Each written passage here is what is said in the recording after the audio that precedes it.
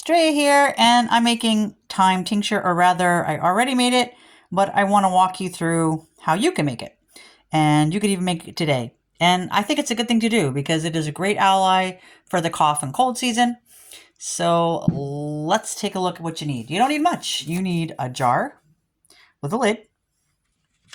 You need your plant material, whatever that's going to be. And you need your vodka or your vinegar. So let's go over this real quick. Your clean, dry jar. I can't express how important it is that it be dry, dry, dry. Your plant material, we're going to use thyme today because we're making thyme tincture. And I'm using vodka because I don't have any issues with alcohol, but some people do. So for those people who have issues with alcohol, you're going to want to use the vinegar. And there's nothing wrong with that. It works great. It is slightly different, but it's not enough to even hardly mention. Let's talk ratios for a minute. Now, everybody, not all herbalists deal with ratios. I do. I find it very helpful. So there's two things you need to know. Basically, if you're using the fresh herb, right? So the herb that you went and got from your garden, which this thyme smells delightful, or the herb you went and got from the supermarket, then you're making it with fresh herb, right? If you're going to make it with fresh herb, you're just going to basically fill your jar twice. You're going to fill your jar once with your plant, and then once with the vodka or the vinegar, whichever you're using.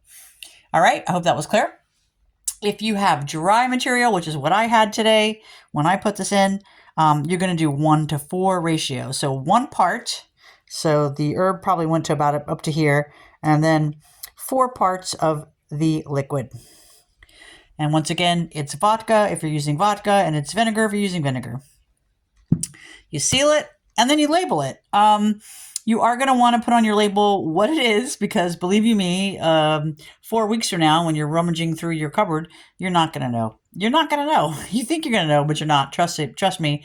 I have forgotten to label things and been staring at something that I made and not sure what it was.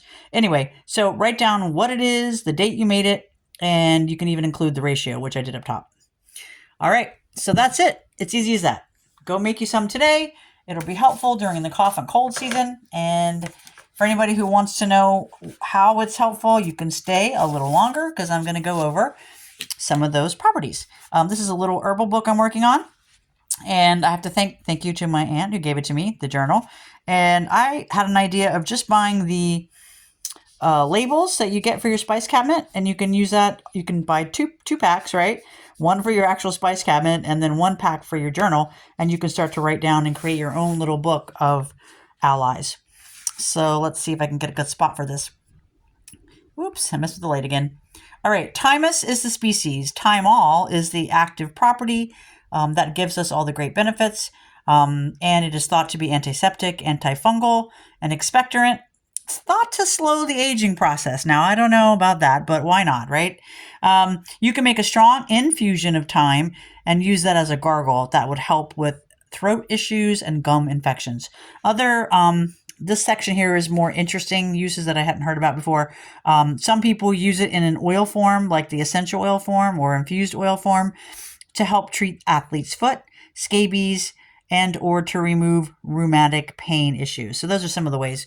The way that I use it is for coughs and colds, and you can either use a tincture or you can even just make the thyme into a tea form. So that's a little bit about how I make a little sheet in my herbal book and some reasons why you might want to use thyme. I hope you take time to make some thyme tincture for yourself. The brilliant thing about tinctures is that this is thought to be shelf stable for anywhere between 1 to 7 years. So that's an ally that you can have around for a long time, right? Also, once this is ready in 4 to 6 weeks, about a month from now, you can strain it into smaller containers. Like those little brown dropper bottles would be ideal. And that makes it super portable as well as having a long shelf life.